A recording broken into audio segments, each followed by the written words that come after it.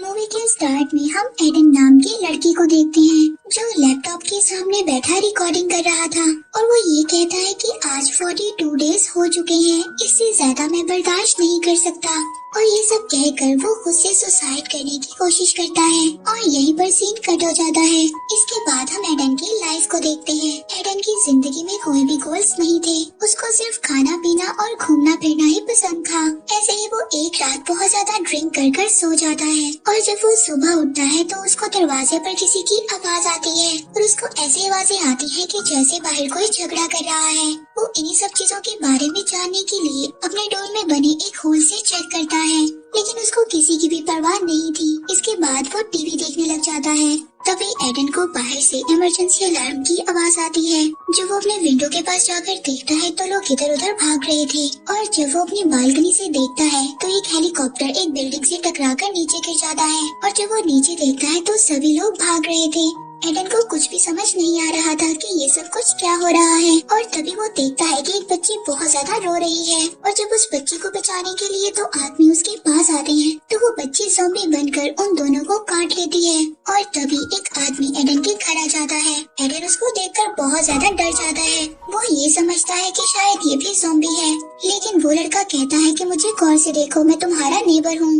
वो बताता है कि अचानक से मेरे दोस्त मुझ पर अटैक करने लगे, मैंने तुम्हारे डोर को खुला हुआ देखा इसीलिए मैं अंदर आ गया।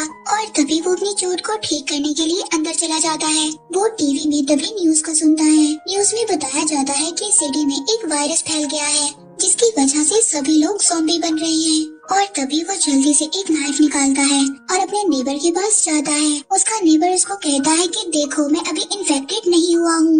इतने में उसकी आंखें रेड हो जाती हैं। तभी एडन उसको अपने घर से बाहर निकाल देता है और दरवाजे को बंद कर लेता है और फिर दरवाजे के होल से चेक करता है। वो देखता है कि कुछ ज़ॉम्बी इंसानों को खा रहे हैं। ये देखकर वो बहुत ज्यादा हैरान हो जाता है। वो न्यूज देखने लगता है ये सोच कर कि शायद उसको कोई इन्फॉर्मेशन मिलेगी, मगर न्यूज में सिर्फ ये बताया जा रहा था कि इन्फेक्टेड लोगों को क्वारंटाइन करें।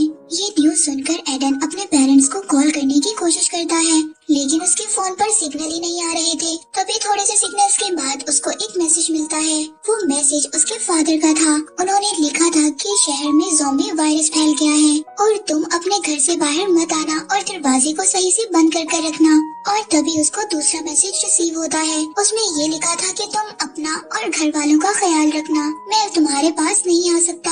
और एक मैसेज उसको उसकी मदर का भी मिलता है जिसमें लिखा था कॉल मी। वो अपनी मदर को कॉल करने की कोशिश करता है लेकिन सिग्नल्स की वजह से कॉल नहीं मिलती। और अब शाम हो जाती है। वो अपनी बालकनी में बैठकर बाहर का नजारा कर रहा था। बिल्डिंग्स चल रही थी और हर जगह ज़ॉम्बीज़ ही ज़ॉम्बीज़ थे। इन सब के दरमियान उसको जिंदा रहना होगा। अब ये सोचकर एडन मिरर पर डे 1 लिखता है और अपनी फैमिली पिक्चर पर स्टे अलाइव लिखकर और खुद को तसल्ली देने की कोशिश करता है। और अब इसी तरह दिन गुजरने लगते हैं। वो अपने पेरेंट्स से बहुत ज्यादा कांटेक्ट करने की कोशिश करता है लेकिन सिग्नल्स की वजह से कोई भी कांटेक्ट नहीं हो पा रहा था। अब वो ये सोचता है कि इन ज़ॉम्बीज़ के दरमियान खुद को जिंदा रखने के लिए कुछ न कुछ सेफ्टी करना होगी। ये सोचकर वो अपने घर का फ्रिज दरवाजे के पास रख देता है। इसके बाद न्यूज में ये भी बताया जाता है कि पानी के खत्म होने के चांसेस हैं, इसलिए जितना हो सके पानी को भर लिया जाए। और न्यूज में ये भी बताया जाता है कि खाने के बगैर इंसान 3 हफ्तों तक जिंदा रह सकता है, लेकिन पानी के बगैर वो सिर्फ 3 दिन तक सरवाइव कर सकता है। इसके बाद एडन अपने लैपटॉप में रिकॉर्डिंग करने लगता है। वो बताता है कि इस वायरस को स्टार्ट हुए 7 दिन हो चुके हैं। मैं डे 1 से अकेला रहता हूँ। इस तरह मैं अपनी लाइफ में कभी भी नहीं रहा। और इसी दौरान एडन को किसी के चिल्लाने की आवाज आती है, लेकिन वो रिकॉर्डिंग को कंटिन्यू रखता है। और फिर अगले दिन वो सभी विंडोज पर न्यूज़पेपर को स्टिक कर देता है। सिर्फ बाहर का नजारा देखने के लिए एक छोटा सा स्पेस छोड़ देता है।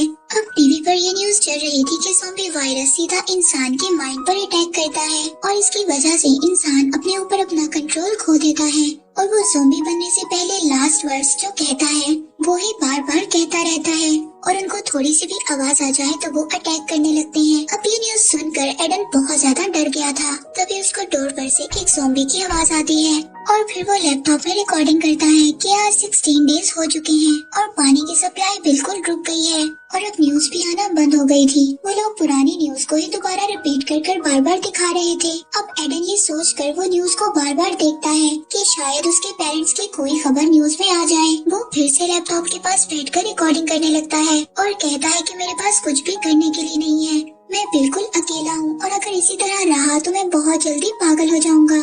तभी उसको अचानक अपने घर से आवाज आने लगती है। वो बेसबॉल बैट को लेकर चेक करने के लिए जाता है। वो देखता है कि वॉशरूम की वेंटिलेशन से एक ज़ॉम्बी अंदर आ गया है। वो जल्दी से छुप जाता है। अब वो ज़ॉम्बी अपनी हॉरर लुक के साथ उसको ढूंढने लगता है।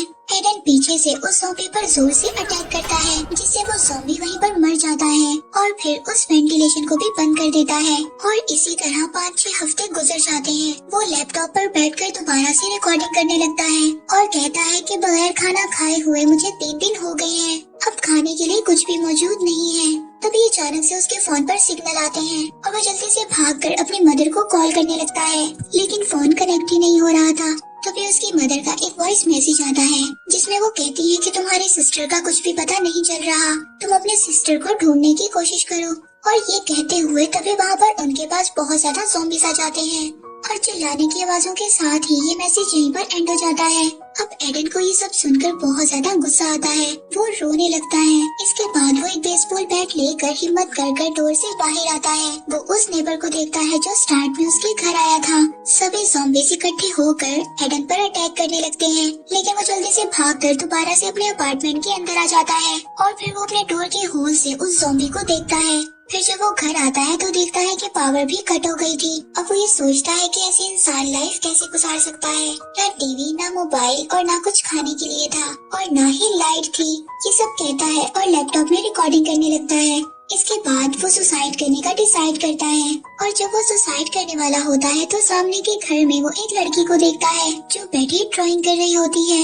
अब वो उस लड़की को जैसे ही देखता है तो चेयर उसके नीचे से गिर जाती है और वो वहीं पर लटक जाता है। लेकिन एडन की किस्मत अच्छी थी, वो नीचे गिर जाता है। उसने 42 दिन तक किसी भी इंसान को नहीं देखा था, इसीलिए वो लड़की अब उसको परी से कम नजर नहीं आ रही थी। उसे इस बात पर यकीन ही नहीं होता कि उसने एक लड़की को देखा है। वो लड़की भी उसको देखती है और ज़ॉम्बी समझकर अपने कर्टन्स को आगे कर देती है और फिर वो उस रात अजीब अजीब हरकतें करता है। सीजर से अपने बाल कटिंग करने की कोशिश करता है, लैपटॉप में रिकॉर्डिंग करता है। तभी लैपटॉप की चार्ज भी खत्म हो जाती है। फिर वो एक पेपर पर सब कुछ लिखता है जो वो उस लड़की से कहना चाहता था। फिर वो सुबह को जल्दी से विंडो पर आ जाता है और वो देखता है कि वो लड़की भी विंडो पर ही रहती थी। एडन अपनी विंडो से छोटे बच्चों की तरह उस लड़की को हैंड वेव करता है। उसका हैंड वेव देखकर वो लड़की भी खुश हो जाती है। अब उस लड़की को वो जल्दी से अपना नाम एडन बताता है जो उसने पेपर पर लिखा हुआ था। वो लड़की उसको अपना नाम ईवा बताती है। ईवा अब एडन से पूछती है कि क्या उसके पास कुछ खाने के लिए है। वो उसको कहता है कि उसके पास खाने के लिए कुछ नहीं है, लेकिन हाँ बहुत सारा पानी है। तभी ईवा ज़ॉम्बीज़ की आवाज सुनकर कर्टन को आगे कर देती है। एडन उससे पूछता है कि क्या हम कल भी ऐसे बात कर सकते हैं, तो वो उसको हाँ में जवाब देकर विंडो से चली जाती है। और जब रात होती है तो एडन को बहुत ज्यादा भूख लगती है। वो भूख को बर्दाश्त नहीं कर पाता और वो टूथपेस्ट खा लेता है। इसके बाद रात को बहुत ज्यादा तेज बारिश होती है। वो उस बारिश से पानी भरता है और खुद भी नहा लेता है। फिर अगले दिन सुबह वो अपनी बालकनी में आता है और वो लड़की भी अपनी बालकनी में आती है। अब एडन एक रस्सी को उस लड़के की तरफ फेंकता है वाटर बॉटल देने के लिए। तभी वाटर बॉटल ग्रिल से टकरा जाती है और उसकी आवाज की वजह से वहाँ पर ज़ॉम्बी आ जाते हैं। अब एक ज़ॉम्बी तेजी से ईवा की तरफ बढ़ रहा था। तभी एडन ज़ॉम्बी को डिस्ट्रैक्ट करता है। ज़ॉम्बी उसके अपार्टमेंट में आ जाता है। एडन एक बेसबॉल बैट से उस ज़ॉम्बी को मार देता है। अब एडन को एक आइडिया आता है। वो अपने अपार्टमेंट से बाहर आता है और अपने नेबर की पॉकेट से कीज को निकालता है। तभी वहाँ पर 3 और ज़ॉम्बीज़ आते हैं, लेकिन वो चालाकी से वहाँ पर उसी ज़ॉम्बी के साथ लेट जाता है। अब वो उन ज़ॉम्बीज़ को डिस्ट्रैक्ट कर अपने नेबर के अपार्टमेंट में आ जाता है। वो वहाँ पर देखता है कि एक ज़ॉम्बी लेडी मरी हुई है। वो उस पर हेलमेट गिराकर चेक करता है कि ये जिंदा है या मर गई है। अब वो किचन में जाकर खाने पीने की चीजों को इकट्ठा करता है। वो वहाँ पर से कुछ और चीजों को भी लेता है और अपने पास रख लेता है। इसी दौरान उसे बेड के नीचे से एक चीज मिलती है जो उसको एक बिल्डिंग से दूसरी बिल्डिंग तक जाने में मदद देगी। तभी एक ज़ॉम्बी अचानक से उस पर अटैक करने लगता है, लेकिन उसके हाथ में जो वेपन था वो उस पर अटैक कर देता है और उस ज़ॉम्बी को मार देता है। अब वो बाहर आ जाता है और देखता है कि सभी ज़ॉम्बीज़ खामोशी से खड़े हुए हैं। वो इस बात को सोचता है कि अगर वो भी खामोशी से जाए तो इन ज़ॉम्बीज़ के दरमियान से गुजर सकता है। इसके बाद वो अपने अपार्टमेंट में वापस आ जाता है। तभी उसको याद आता है कि उसने ज़ॉम्बी से फाइट की थी और वो अपनी बॉडी को चेक करने लगता है कि कहीं ज़ॉम्बी ने उस पर अटैक न किया हो, लेकिन उसको कुछ भी नहीं हुआ था। अब वो अपने बैग को चेक करता है जिसमें वो चीजों को लाया था। उसको अपनी बैग से 2 वॉकी टॉकी मिलते हैं। वो ये सोचता है कि इस वॉकी टॉकी के जरिए ईवा से बात हो जाएगी। एडन अपनी बिल्डिंग से नीचे उतरता है और एक वॉकी टॉकी ईवा के अपार्टमेंट में फेंक देता है, जिसकी आहट से वहाँ पर बहुत ज्यादा ज़ॉम्बीज़ आ जाते हैं। फिर वो ज़ॉम्बीज़ से बचता हुआ दोबारा अपनी बिल्डिंग में पहुँच जाता है और फिर अगले दिन वो मॉर्निंग में ईवा से वॉकी टॉकी के जरिए बात करता है। अब वो दोनों वॉकी टॉकी के जरिए घंटों बातें करने लगे थे। अब एडन ने 3 दिन से खाना नहीं खाया था। अब उसको भूख बर्दाश्त नहीं हो रही थी, इसीलिए वो अपने वॉशरूम के वेंटिलेशन से दूसरे अपार्टमेंट में जाने की कोशिश करता है। वहीं पर उसको एक ज़ॉम्बी नजर आता है, लेकिन वो हिम्मत कर फिर भी आगे जाता है। एडन दूसरे अपार्टमेंट में पहुंच गया था। अब वहाँ पर वो चेक करता है कि कोई ज़ॉम्बी तो नहीं है। वो अपार्टमेंट के किचन में जाता है, जहाँ पर उसको खाने के लिए बहुत ज्यादा खाना मिलता है। तभी वो ईवा को वॉकी टॉकी के जरिए बताता है कि उसको बहुत ज्यादा खाना मिला है। ईवा उसको डांटती है और कहती है कि तुम्हें बाहर नहीं निकलना चाहिए था, बाहर बहुत ज्यादा ज़ॉम्बीज़ हैं। वो उसको कहती है कि मैं तुम्हारे अपार्टमेंट में आना चाहती हूँ। एडन उसको कहता है कि तुम फिक्र मत करो, मैं तुम्हें खुद ही लेने आऊंगा। तभी उसकी नजर एक दीवार पर पड़ती है, जिसमें एक बहुत ही बड़ा होल था। तभी वो देखता है कि उसके पीछे एक बूढ़ा आदमी खड़ा था और उसके हाथ में एक बहुत ही बड़ा रॉड था। अब दोनों इस बात को समझ लेते हैं कि दोनों ज़ॉम्बीज़ नहीं है। वो आपस में बात करने लगते हैं। वो बूढ़ा आदमी एडन से पूछता है कि तुम यहाँ पर क्या कर रहे हो। वो बूढ़ा आदमी एडन से पूछता है कि तुम यहाँ पर कैसे आए। एडन उसको बताता है कि मैं यहाँ पर वॉशरूम की वेंटिलेशन से आया हूँ और खाना लेना चाहता हूँ। तो वो उसको कहता है कि तुम जितना मर्जी खाना यहाँ से ले सकते हो। फिर वो बूढ़ा आदमी उसको खाने के लिए खाना देता है। अब वो बूढ़ा आदमी बातों के दौरान एडन से कहता है कि मुझे एक बोतल उठा कर दो। जब एडन उस बोतल को उठाने के लिए पीछे मुड़ता है, तभी वो बूढ़ा आदमी एडन के सर पर अटैक कर देता है और एडन बेहोश हो जाता है। जब एडन को होश आता है तो उसको पता चलता है कि उसके हाथ पांव बंधे हुए हैं और उसके सामने एक बूढ़ी लेडी ज़ॉम्बी है जो उसको खाने के लिए उसकी तरफ आ रही है। वो उस बूढ़े आदमी की वाइफ थी और बार बार यही कह रही थी कि मुझे मार दो। एडन उस बूढ़े आदमी से पूछता है कि क्या तुम्हारी वाइफ की आखिरी ख्वाहिश मरने की थी। तो वो कहता है कि हाँ, उसकी ख्वाहिश मरने की थी, लेकिन मैंने अभी तक उसको नहीं मारा और जब उसको भूख लगी तो मैंने अपने डॉगी को भी उसको खाने के लिए दे दिया। वो बूढ़ा आदमी एडन को कहता है ज़ॉम्बीज़ को ठीक करने वाली मेडिसिन साइंटिस्ट जल्दी ढूंढ लेंगे और मैं अपनी वाइफ को नहीं मार सकता। वो एडन को कुछ टैबलेट देता है और कहता है कि तुम इसे खा लो, मरते हुए तुम्हें ज्यादा दर्द महसूस नहीं होगा। और ये कहकर वो बूढ़ा आदमी कमरे से बाहर चला जाता है। अब एडन बहुत मुश्किल से खुद को खोल लेता है और उस बूढ़े आदमी को ही उसकी वाइफ पर धक्का दे देता है और दरवाजा लॉक कर देता है। अब एडन सब चीजों को पैक कर बाहर निकल आता है। तभी ईवा भी उसको कहती है कि उसके घर ज़ॉम्बीज़ आ गए हैं। अब वो भी अपार्टमेंट में जाता है और ईवा की बिल्डिंग की तरफ छलांग लगाता है, लेकिन उसका पाँव स्लिप हो जाता है और वो नीचे गिर जाता है। अब ईवा एक बेडशीट की हेल्प से एडन को अपने पास बुलाने की कोशिश करती है, लेकिन ज़ॉम्बीज़ भी उसको फॉलो करते हुए उनके पीछे आते हैं। लेकिन एडन एक फ्लोर नीचे ही रुक जाता है और बेडशीट से बनी रस्सी को वहीं पर काट देता है और वो ईवा को कहता है कि वो एक फ्लोर नीचे जंप करे। ईवा ऐसे ही करती है। अब वो दोनों मिल गए थे। अब वो दोनों कहते हैं कि यहाँ पर रहना बिल्कुल भी सेफ नहीं है, हमें किसी भी तरह यहाँ से निकलना होगा। अब वो दोनों ज़ॉम्बीज़ का मुकाबला करते हैं और दोबारा से एडन के अपार्टमेंट में जाने की कोशिश करते हैं।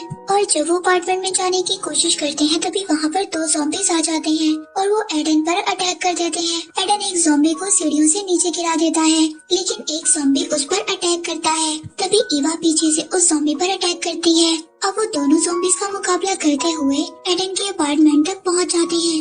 अब ईवा एडन के अपार्टमेंट में आ जाती है।